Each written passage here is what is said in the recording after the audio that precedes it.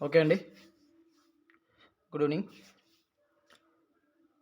బలివేద కాలంలో కొంచెం పెండింగ్ ఉందండి ఫైనల్ పార్టు.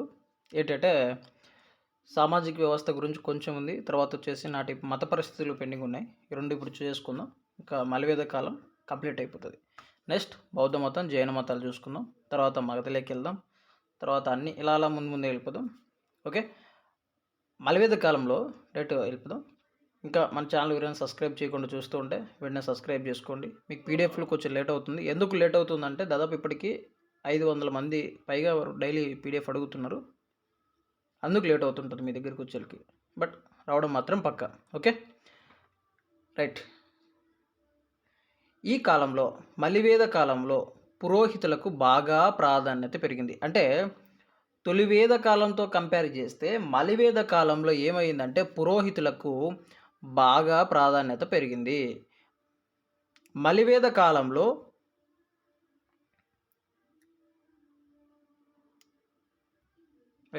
మలివేద కాలంలో పశు పోషకులను వివిధ ప్రాంతాల్లో వివిధ పేర్లతో పిలిచేవారు. మలివేద కాలంలో ఈ పశువులను పోషించే ఈ పశు పోషకులను వివిధ వివిధ పేర్లతో పిలిచేవారు. అయితే ఏంటి అంటే మహారాష్ట్రలో పశు పోషకులను దమ్గర్ అనేవారు. ఏమంటారు? మహారాష్ట్రలో పశు పోషకులను దమ్గర్ అనేవారు. ఇక్కడ ఈ పశు పోషకులు విఠోబాను కొలిచేవారు అనమాట. అక్కడ ఉన్న స్వామి ఏంటంటే విఠోబా. ఇంపార్టెంట్ గుర్తుపెట్టుకోండి.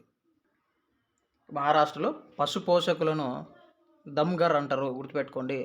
కర్ణాటకలో పశు పోషకులను కురుబా అంటారు. కర్ణాటకలో పశు పోషకులను కురుబా అంటారు. తర్వాత తెలంగాణ, ఆంధ్రాలో మామూలుగా ఇక్కడ మనకి అర్థమైతే మన ప్రాంతాల్లో కాబట్టి ఏంటి అంటే యాదవులు గొర్రెలు కాస్తారు. ఇది అందరికీ తెలిసిందే. గొల్లవారు అంటాం. సో గుర్తుపెట్టుకోవచ్చు. గొల్లవారు, యాదవులు, కురుమ. ఓకే. ఇవి మనకి తెలిసిన పదాలే. ఓకే. తెలంగాణ, ఆంధ్రాలో పశు పోషకులు గొల్ల, కురుమ, యాదవ లేదా యాదవ్. ఇది క్లియర్. ఓకే. నెక్స్ట్ వెళ్ళిపోదాం టాపిక్లకి. మలివేద కాలం నాటి మత పరిస్థితులు వెరీ వెరీ ఇంపార్టెంట్ అండి. ఇది ప్రీవియస్ బిట్ ఇక్కడ నుంచి అడిగాడు. మలివేద కాలం నాటి మత పరిస్థితులు. తొలివేద కాలము నాటికి ప్రధాన దైవముగా కొలువబడిన, ప్రధాన దైవముగా పూజించబడిన ఇంద్రుడికి ప్రాధాన్యత తగ్గిపోయింది. తొలివేద కాలం నాటి ప్రధాన దైవమైన ఇంద్రుడికి ఏమైందంటే మలివేద కాలంలోకి వచ్చేసరికి ప్రాధాన్యత తగ్గిపోయింది.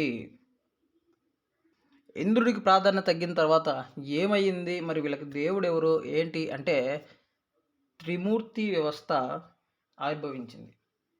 త్రిమూర్తులు ఉన్నారుగా, బ్రహ్మ, విష్ణు, మహేశ్వర. ఈ త్రిమూర్తి వ్యవస్థ ఏమైందంటే ఈ మలివేద కాలంలోనే ఆవిర్భవించింది. ఈ త్రిమూర్తులు ఎవరు అంటే అందరికీ తెలిసిందే. బ్రహ్మ, విష్ణు, మహేశ్వర అండ్ శివుడు. ఓకే. ఇది అందరికీ తెలిసిందే. అయితే బ్రహ్మను సృష్టికర్తగా, విష్ణువును స్థితికారకుడుగా, శివుడును లయకారకుడిగా చెప్పుకుంటారు. ఎలా ఉండేదంటే బ్రహ్మను సృష్టికర్తగా, విష్ణువును స్థితికారకుడుగా, శివుడును లయకారుడుగా చూసేవారు. తర్వాత నెక్స్ట్ అందరికీ తెలిసిందే. ఇక్కడ ఇచ్చాను చూడండి ఇమేజ్ కూడా అర్థమయ్యేగా. బ్రహ్మ, విష్ణు, మహేశ్వర, శివుడు. తర్వాత వచ్చేసి ఓకే. నేను ఈ ఇమేజ్లో ఎందుకు పెడుతున్నా అంటే ఈ ఇమేజ్లోనే సబ్జెక్ట్ ఉంది, ఈ ఇమేజ్లోనే థీమ్ ఉంది. ఇది మీకు అర్థం కాకుండా ఏదో బొమ్మలే వాళ్ళు ఏదో పెట్టారులే, వాళ్ళు పిక్చర్లే అనుకుంటే మీ మూర్ఖత్వం. ఆ ఇమేజ్లోనే సబ్జెక్ట్ ఉంటుంది. అంటే ఇంత ఎక్స్ప్లెయిన్ చేసిన సబ్జెక్ట్ ఆ ఇమేజ్లోనే పెట్టింటాం. నెక్స్ట్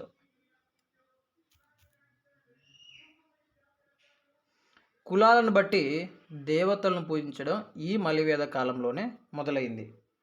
కులాలను బట్టి కులాలను బట్టి దేవతలను పూజించడం ఈ మలివేద కాలంలోనే మొదలైంది.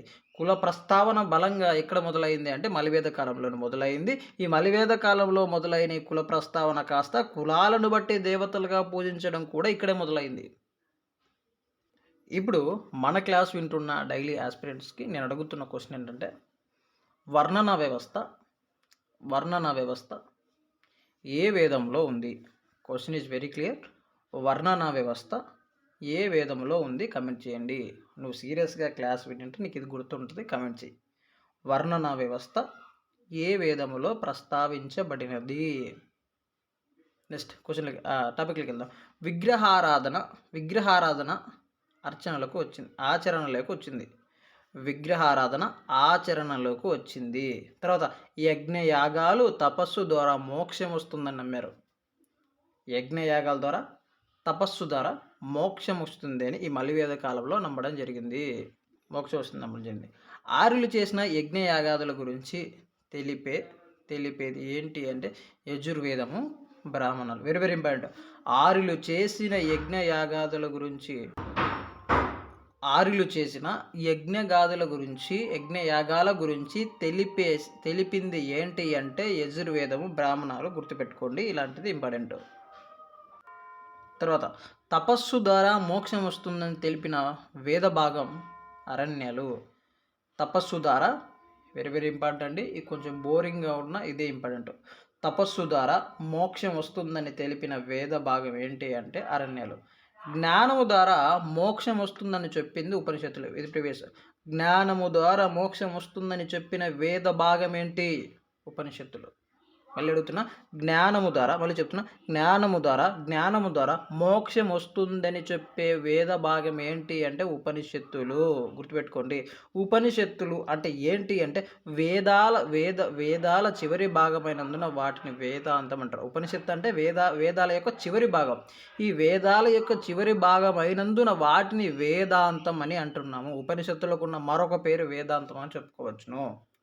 అయితే ఉపనిషత్తు అంటే ఏంటి? అర్థం ఏంటి? ఉపనిషత్ అంటే అర్థం ఏంటి అంటే దగ్గరగా ఉండటం. ఉపనిషత్ అంటే అర్థం ఏంటి అంటే దగ్గరగా ఉండటం. ఉపనిషత్ అంటే ఏంటి అంటే దగ్గరగా ఉండటం. నెక్స్ట్ ఇతిహాసాల గురించి చూద్దాం. ఏంటి ఇతిహాసాలు అంటే, మలివేద కాలంలో 2 ఇతిహాసాలు రచించబడ్డాయి. వెరీ వెరీ క్లియర్ అండి. మలివేద కాలంలో 2 ఇతిహాసాలు రచించబడ్డాయి. ఏంటి ఇతిహాసాలు అంటే అందరికీ తెలిసినవే, రామాయణము, మహాభారతము. మలివేద కాలంలో రచించబడిన ఇతిహాసాలు ఏంటి అంటే రామాయణము, మహాభారతం. అసలు రామాయణం గురించి వాట్ ఈజ్ వాట్ అని తెలుసుకుందాం.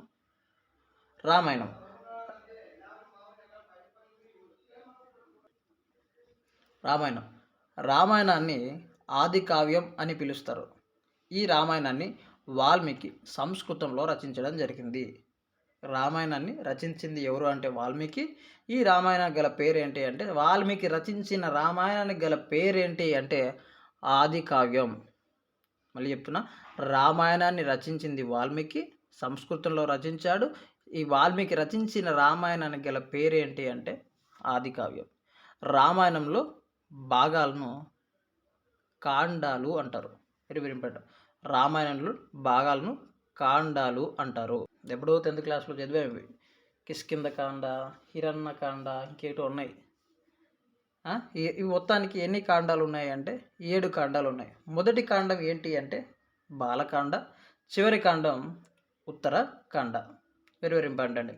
మొదటి భాగం బాలకాండ కాగా చివరి భాగం ఉత్తరకాండ. ఇవన్నిటికంటే ఇప్పుడు ఇంపార్టెంట్ పాయింట్ అసలేంది, రామాయణం త్రేతయుగానికి చెందినది. రామాయణం త్రేతయుగానికి చెందినది. ఇది అందరికీ తెలిసిందే, కానీ ఇదే ఇంపార్టెంట్. రామాయణం త్రేతయుగానికి చెందినది. నెక్స్ట్ మహాభారతం గురించి తెలుసుకుందాం. మహాభారతాన్ని రచించింది ఎవరు అంటే, మహాభారతాన్ని వేదవ్యాసుడు సంస్కృతంలో రచించాడు. మహాభారతాన్ని వేదవ్యాసుడు సంస్కృతంలో రచించడం జరిగింది. దీనిని పంచమ వేదమని, జయ సంహిత అని అంటారు.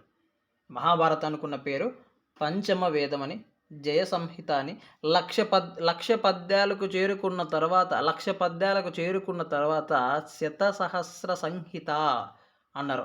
1,00,000 పద్యాలకు చేరుకున్న తర్వాత శత సహస్ర సంహిత అని అన్నారు అని పిలువబడింది. తర్వాత ఇందులో భాగాలను ఏమంటారంటే పర్వాలు అంటారు. మహాభారతంలోని భాగాలను ఏమన్నారు? పర్వాలు అన్నారు. మొత్తం ఎన్ని పర్వాలు ఉన్నాయి అంటే 18 పర్వాలు ఉన్నాయండి. మహాభారతంలో ఎన్ని పర్వాలు ఉన్నాయంటే 18 పర్వాలు ఉన్నాయి. మొదటి పర్వం ఆది పర్వం కాగా చివరి పర్వం స్వర్గరోపాన పర్వము. ఇప్పుడు ఇంపార్టెంట్ పాయింట్. ఈ మహాభారతం ద్వాపర యుగానికి చెందినది. మహాభారతం ద్వాపర యుగానికి చెందినది. ఇక్కడ ఇమేజ్లు ఇచ్చాను చూడండి, జూమ్ చేసి చూడండి, ఇంకా మీకు అర్థమవుతుంది. రామాయణ మహాభారత. ఓకే, నెక్స్ట్ పురాణాలు ఎన్ని ఉన్నాయి? మొత్తం 18 పురాణాలు ఉన్నాయి. ఆ 18 పురాణాలు ఏంటి? ఆ పురాణాలు వాట్ అన్న చూద్దాం.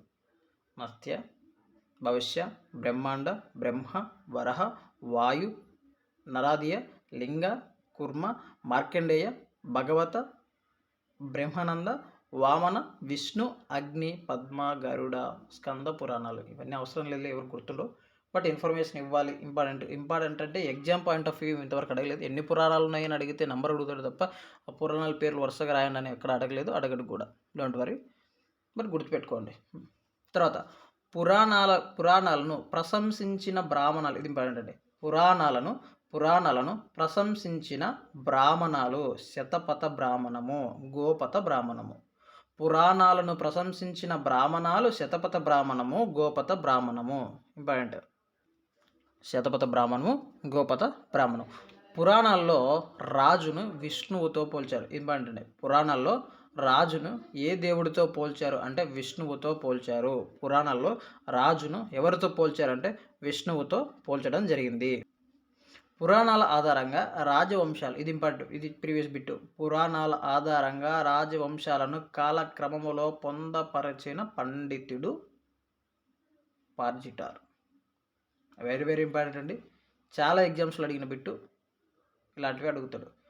పురాణాల ఆధారంగా రాజవంశాలను కాలక్రమములో పొందపరిచిన పండితుడు ఎవరు అంటే పార్జిటార్. అందరూ కామెంట్ సెక్షన్లో రాయండి, మీకు గుర్తుండిపోతుంది. పురాణాల ఆధారంగా రాజవంశాలను కాలక్రమములో పొందపరిచిన పండితుడు పార్జిటార్. వెరీ వెరీ ఇంపార్టెంట్, చాలా ఇంపార్టెంట్ అండి. తర్వాత వేదాలను పఠించడానికి, అవగాహన చేసుకోవడానికి ఉపయోగపడేవి వేదాంగాలు.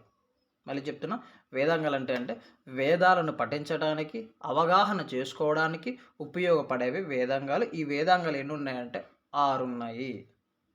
వేదాంగాలు ఎన్ని ఉన్నాయంటే 6 ఉన్నాయి. శిక్ష అంటే శిక్షణ సో వేదాలను సరైన ఉచ్చారణలో ఎలా చదవాలో తెలిపేది. శిక్ష అంటే వేదాలను సరైన ఉచ్చారణలో ఎలా చదవాలో తెలిపేది.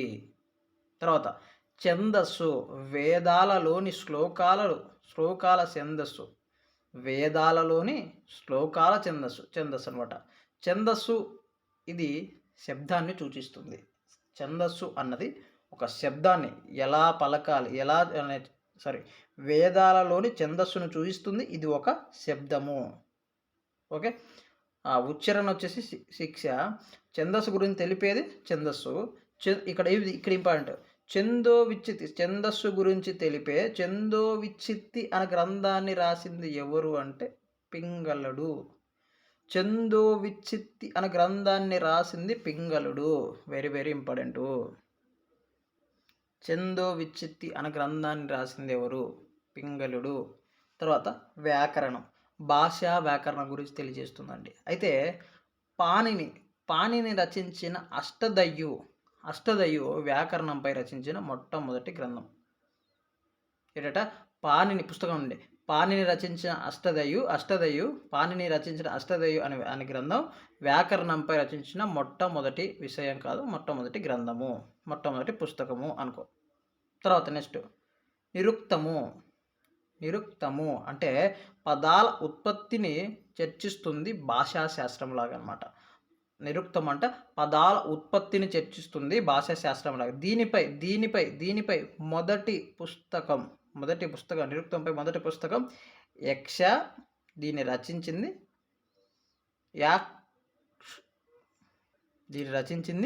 యాస్కుడు. ఓకే, యక్ష, దీన్ని రచించింది యాస్కుడు. తర్వాత నెక్స్ట్ జ్యోతిష్యం. నక్షత్ర రాశుల గురించి, వాటి కదలిక ప్రభావాన్ని గురించి వివరించేది జ్యోతిష్యం. అయితే జ్యోతిష్యంపై మొదటి పుస్తకం జ్యోతిష్య శాస్త్రము. జ్యోతిష్యంపై మొదటి పుస్తకము జ్యోతిష్య శాస్త్రము. దీన్ని రచించింది ఎవరు అంటే లఘోద గర్గుడు. వెరీ వెరీ ఇంపార్టెంట్ అండి ఇవన్నీ. మరీ కష్టంగా అడిగితే ఇట్లా అడుగుతాడు. ఓకే, నెక్స్ట్ కల్పము అంటే గృహస్థ విధులను, సామాజిక బాధ్యతలను వివరించేవి. కల్పశాస్త్రంను ఆల్వలాయనుడు సాలంకాయనుడు రచించాడు. కల్పశాస్త్రం రచించింది ఎవరు అంటే ఆలంకాయనుడు, సాలంకాయనుడు. ఇంపార్టెంట్. ఓకే అండి, హిస్టరీ పీడిఎఫ్ కొన్ని పెండింగ్ ఉన్నాయని పంపించేవి. కోడ్ అని అడుగుతున్నా, నేను కోడ్ చెప్తున్నా. ఏంటి కోడ్ అంటే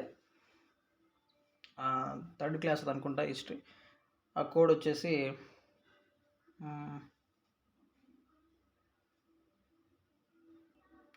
సింధు ప్రజలు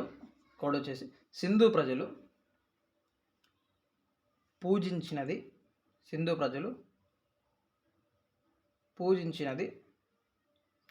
ముపురం ఉన్న ఎద్దు. సింధు ప్రజలు పూజించింది వారికి ఇష్టమైనది ముపురం ఉన్న ఎద్దు. అది కోడ్, ఎద్దు. ఓకే, నెక్స్ట్ ఉపవేదాంగాలు ఏంటి అంటే ఆయుర్వేదము, ధనుర్వేదము, గాంధార్వ వేదము, శిల్ప వేదము. ఆయుర్వేదం ఏంటి అంటే అధర్వణ వేదం ఉంది, దానికి సంబంధించి వైద్యం గురించి చెప్పేది ఆయుర్వేదము. ధనుర్వేదము అంటే ఋగ్వేదం నుంచి యుద్ధ విద్య.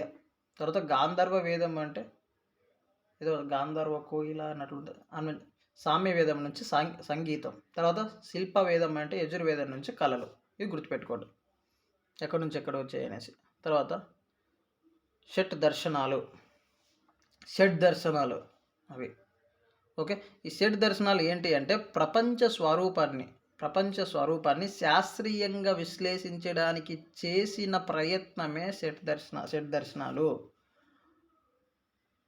ప్రపంచ స్వరూపాన్ని శాస్త్రీయంగా విశ్లేషించడానికి చేసిన ప్రయత్నమే షట్ దర్శనాలు. ఇవి అంతర్గత జీవన విధానాన్ని గురించి తెలియజేస్తాయి మరియు బహిర్గత కర్మలను వ్యతిరేకిస్తాయి.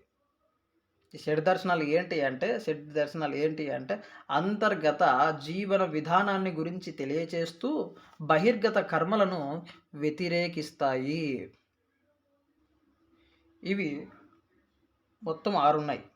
ఏంటి 6 అంటే సంఖ్యా దర్శనము, యోగా దర్శనము, న్యాయ దర్శనము, వైశేషిక దర్శనము, పూర్వమీమాంస, ఉత్తర మీమాంస. సంఖ్యా దర్శనమును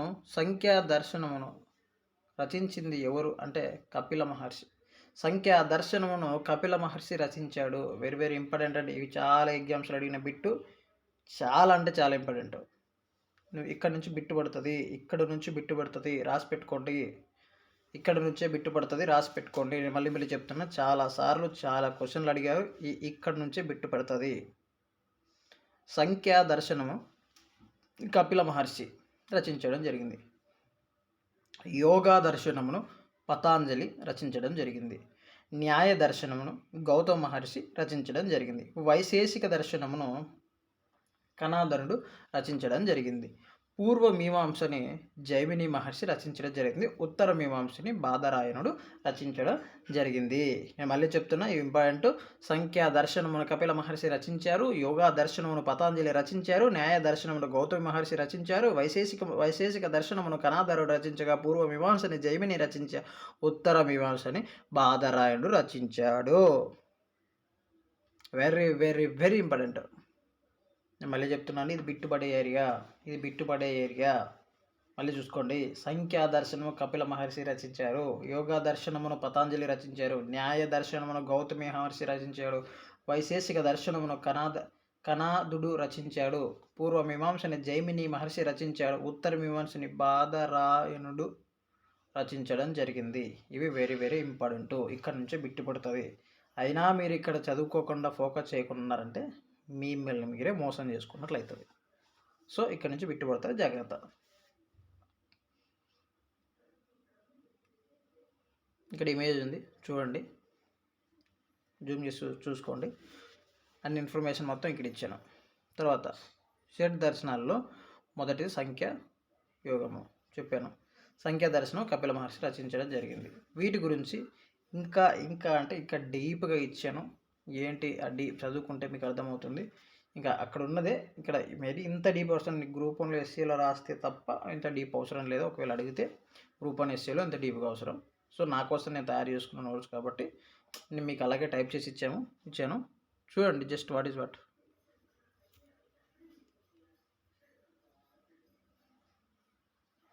జస్ట్ స్క్రోల్ చేస్తాను చూడండి, మీరు చదువుకోండి. మొత్తం క్లియర్గా ఇచ్చాను. 25 తత్వాలు ఉంటాయి. మోక్షం అంటే ఏంటి అని ఇచ్చాను. యోగా దర్శనం పతాంజలి ముఖ్యం ఏంటి, ఈ యోగా దర్శనం అంటే మనసు నియంత్రణ ద్వారా మోక్షం వస్తుందని పతాంజలి యోగా సూత్రాలు రచించాయని. యోగం అంటే ఏంటి అంటే చెప్పాను. తర్వాత యోగా అష్టయోగం గురించి చెప్పాను. నియమ ఆసన ప్రాయామం ఇవంతా చెప్పాను. ధ్యాన సమాధి ఇవన్నీ చెప్పాను. తర్వాత న్యాయ దర్శనం అని ఇచ్చాను, ఇక్కడ నీట్గా రాశాను మీకు అవన్నీ. తర్వాత వైశేషిక దర్శనం కణాదుడు. తర్వాత ఇక్కడ ముఖ్య భావన ఏంటి అని రాశాను, క్లియర్గా ఇచ్చానండి. ప్రతిదీ మీకు పిన్ టు పిన్ ఇచ్చాను. మీకు అర్థమవుతుంటుంది, కనీసం కొంతమందికైనా తెలుస్తుంటుంది. ఎందుకంటే పర్చేజ్ చేసినా కూడా ఇంత డీప్గా కంటెంట్ ఇవ్వరు అనేసి. పూర్వ మీమాంస జైమిని నీట్గా ఇచ్చాను. తర్వాత ఉత్తర మీమాంస ఇది ఈరోజు పీడిఎఫ్. ఇంకొంచెం ఇక్కడ ఇంకా టేబుల్ వేసి కూడా ఇచ్చాను.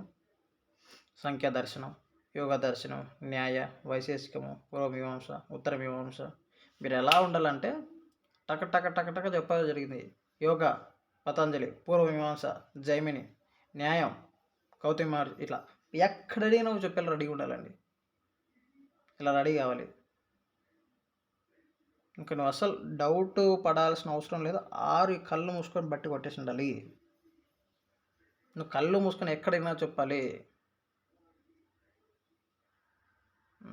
ఉత్తర మీమాంస బాధనాడు, వైశేషిక కణాధరుడు, సంఖ్యా కపిల మహర్షి. ఇంక నువ్వు ఎక్కడ అడిగినా నువ్వు బిట్టుపోకూడదు.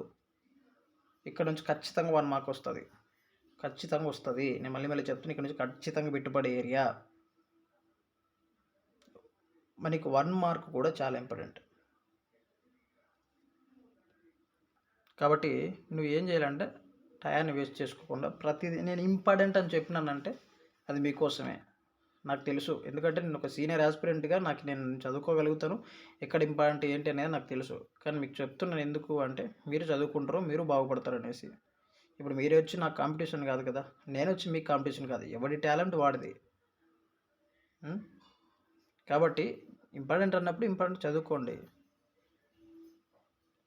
మీకు ఎందుకు ఇంత కష్టపడి పీడిఎఫ్ ఇస్తున్నానంటే కోచింగ్కి వెళ్ళలేని వాళ్ళు ఉంటారు. ఆ పెయిన్ ఎలా ఉంటుందో మాకు తెలుసు. కోచింగ్కి వెళ్ళకుండా చదువుకోవడానికి ఏమి ఉండకుండా ప్రస్తుతం డబ్బులు కుదరక ఇప్పుడు కోచింగ్కి పెట్టాలి అంటే 20 వేసి 10,000 20,000 ఉన్నాయి కోచింగ్. ఆఫ్లైన్ ఏకంగా 30,000 అంట. 30,000 పెట్టి కోచింగ్ తీసుకుంటే తర్వాత హాస్టల్ ఫీజు ఇవన్నీ ఉంటాయి. నేను ఇవన్నీ లేకుండా మీకు ఎందుకు ఇస్తున్నానంటే నాకు తెలిసిన సబ్జెక్ట్ ఫ్రీగా ₹1 కూడా మీ నుంచి ఎక్స్పెక్ట్ చేయకుండా ఎందుకు ఇస్తున్నా అంటే ఆ సెల్ఫ్ ప్రిపరేషన్ ఎలా ఉంటుందో నాకు తెలుసు. ఆ కోచింగ్కి డబ్బులు పెట్టాలంటే ఆ డబ్బులు, హాస్టల్లో ఉన్న డబ్బులు, మెయింటెనెన్స్ కథ అంతా చాలా ఉంటుంది. కానీ మీరు ఏం చేస్తున్నారంటే నేను ఇంత మంచిగా ఇస్తున్న పీడిఎఫ్ని కూడా మీరు ఉపయోగించుకోలేకున్నారు. అదే బాధ. చక్కగా చదువుకోండి. ఒకటికి 2 సార్లు క్లాస్ వినండి. నేను పీడిఎఫ్‌లు మీకు ఇస్తున్నాను. కొంచెం టైం టేకెన్. మీ టయాన్ని వృధా చేసుకోకండి. నేను మాటిచ్చాను సెప్టెంబర్ 15 నోటిఫికేషన్ డే నాటికి అన్ని సిలబస్ కంప్లీట్ చేసి అయిపోయింది బ్రదర్, ఇంకా చదువుకోండి అని చెప్తాను. ఎందుకంటే నేను కూడా చదువుకోవాలి కదా. సెప్టెంబర్ 15వ తేదీ నాటికి అన్ని సిలబస్లు కంప్లీట్ చేసి నోటిఫికేషన్ వచ్చే రోజుకి ఆల్ సిలబస్ ప్రిలిమ్స్ కంప్లీట్ చేస్తాను. కొన్ని మెయిన్ టాపిక్స్ కూడా కంప్లీట్ చేస్తాను. మెయిన్వి అయిపోయింది అని చెప్తాను ఆ రోజు. ఇప్పటి నుంచి ఫాలో అయితే నువ్వు అప్పటికల్లా పికప్ అందుకుంటావు. నెక్స్ట్ వీడియో చేస్తాను ఎలా చదివితే క్వాలిఫై అవుతాము ఏంటి అనేసి నేను చెప్తాను. నెక్స్ట్ వీడియో చేస్తాను. Okay, bye. Good night. Tomorrow అండి టుమారో ఎగ్జామ్ ఉంటుంది. టుమారో నైట్కి లైవ్ ఉంటుంది. టుమారో నైట్కి లైవ్ సెషన్ ఉంటుంది. ఆ లైవ్కి అటెండ్ అయ్యి ఎగ్జామ్కి అటెండ్ అయిన వాళ్ళకి ఇస్తాను నేను పీడిఎఫ్లో. మీరు చదవకుండా ఊకే తీసుకొని పూజగా పెడితే ఏం ప్రయోజనం? ఈరోజు ఎగ్జామ్ పెట్టాము, ఆన్సర్లు కొంతమందికి తెలుస్తున్నాయి, కొంతమంది పెట్టట్లే అంటే వాళ్ళకి చదవ పీడిఎఫ్లు ఇచ్చినా కూడా వాళ్ళకి యూజ్ లేదు కొంతమందికి. సో రేపు నేను లైవ్ పెడతాను, అటెండ్ అవ్వండి. అక్కడ ఎవరు మంచి పర్ఫార్మెన్స్ ఉంటే చదివే వాళ్ళని ఎంకరేజ్ చేద్దాం, చదవనోడు ఇంకా అవసరం లేదు అనుకుందాం. ఓకే, రేపు లైవ్ ఉంటుంది, అటెండ్ అవ్వండి. రేపు ఒక 50 మార్కులకి టెస్ట్ పెడతాను, రండి అందరూ. Good night.